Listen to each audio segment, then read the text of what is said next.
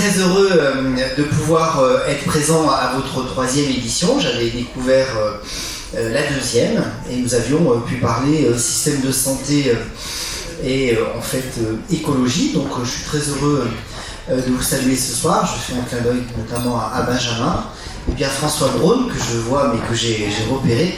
Donc voilà, merci à vous deux également d'être présents.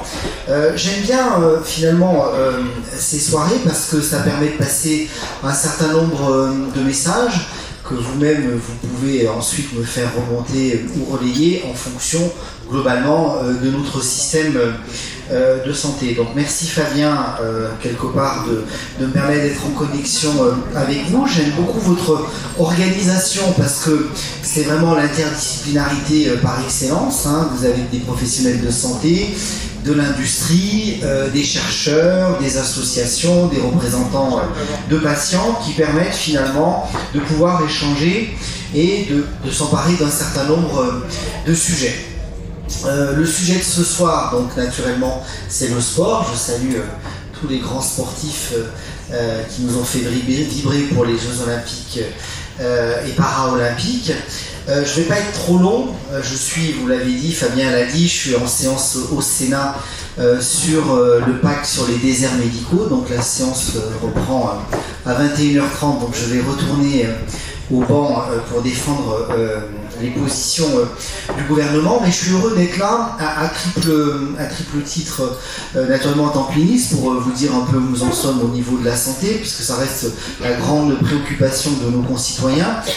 Et puis en tant que médecin et particulièrement en tant que cardiologue, c'est sûr que parler de santé et de sport, c'est un sujet qui m'intéresse. Je pense que le développement du sport, la vulgarisation du sport pour tout le monde, pour tous, peut faire face à de nombreux enjeux qui sont quasiment des épidémies.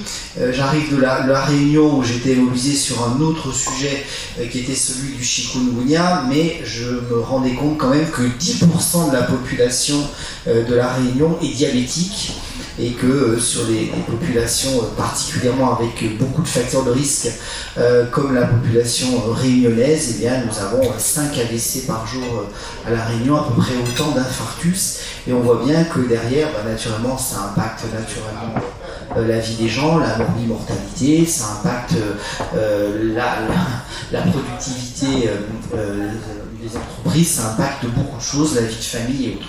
Donc je crois que nous avons ces difficultés d'accès aux soins, nous avons une émergence importante des maladies chroniques.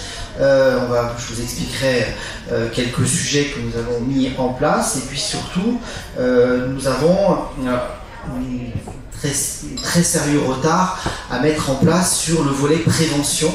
Et je crois que cette prévention, elle répond à beaucoup de sujets.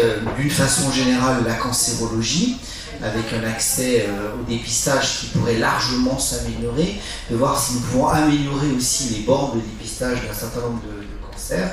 J'ai l'éminent représentant de la cancérologie devant moi. Mais les facteurs de risque cardiovasculaires également, 140 000 décès par an d'AVC, d'infarctus, donc on a un vrai sujet sur la prévention cardiovasculaire.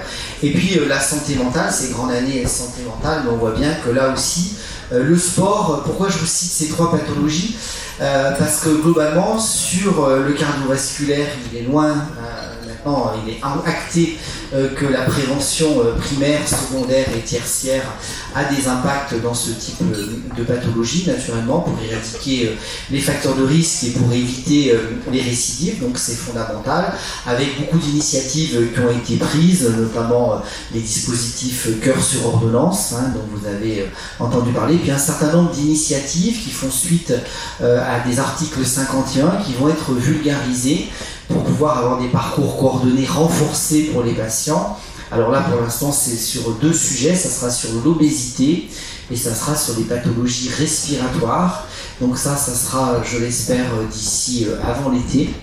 C'est les sujets sur lesquels on va avancer. Puis on lancera une grande campagne sur l'obésité en septembre, qui est une véritable épidémie. Vous regardez ce qui se passe aux États-Unis et vous transposez.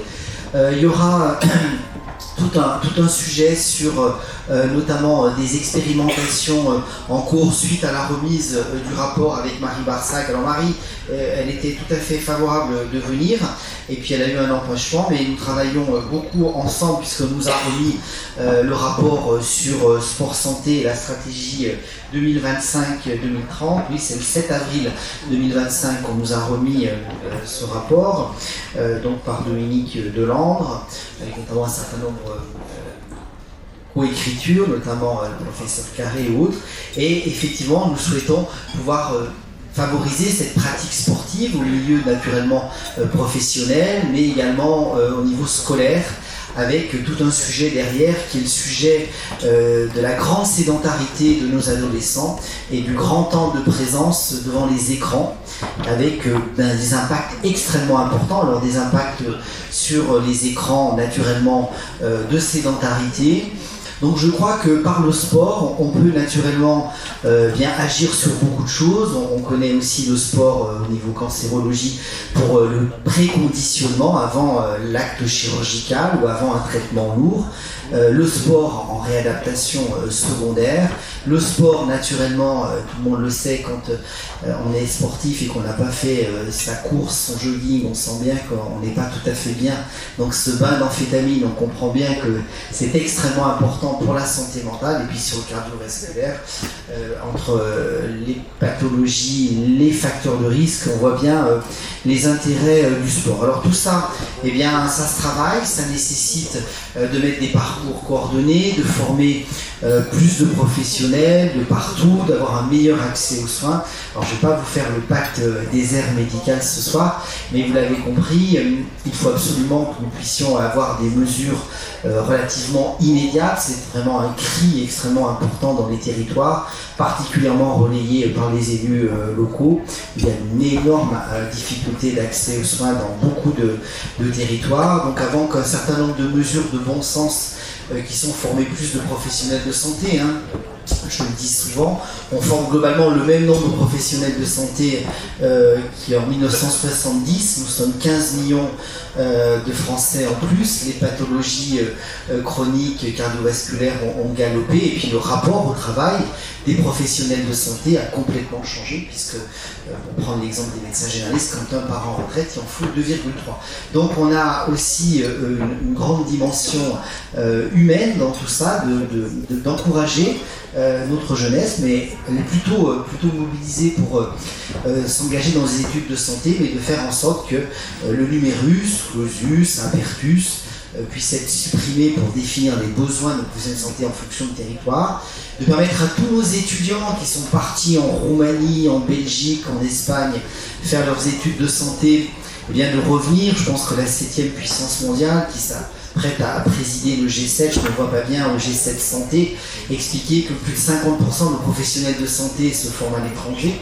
Je pense que dans les situations de géopolitique actuelles, la santé est également une arme, donc il faut qu'on puisse maîtriser. C'est une question de souveraineté. Et puis dernier point, c'est les passerelles. Je crois que, et j'en finirai peut-être sur ce point-là, je crois que moi je faisais partie d'une génération où quand on choisissait un métier, à moins de faire de la politique et de devenir ministre, mais globalement on restait dans ce métier-là. Et je crois que maintenant l'expérience montre que beaucoup de jeunes choisissent finalement de faire plusieurs métiers, même dans le soin. Des gens qui ne sont pas dans le soin, on l'a beaucoup vu avec la crise Covid et qui étaient en quête de sens, ont décidé de reprendre des études en santé. Donc en fonction de leur niveau de qualification, certains profils sont très intéressants. Je pense notamment à beaucoup d'ingénieurs avec le développement d'intelligence artificielle qui peuvent développer ces doubles compétences. Et puis on a aussi des professionnels de santé, paramédicaux, qui peuvent vouloir évoluer et finalement se diriger moyennant des passerelles, moyennant des formation continue et adaptée,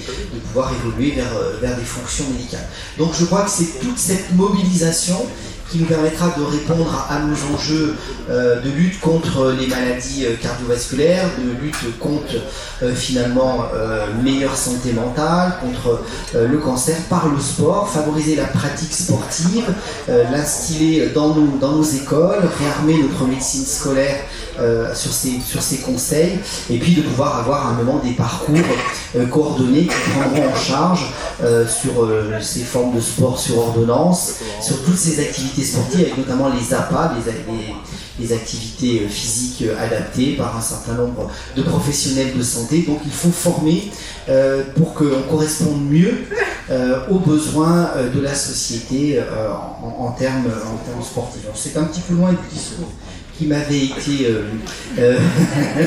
suggéré, mais c'est ce que j'avais envie de vous faire passer comme message ce soir. Merci à tous.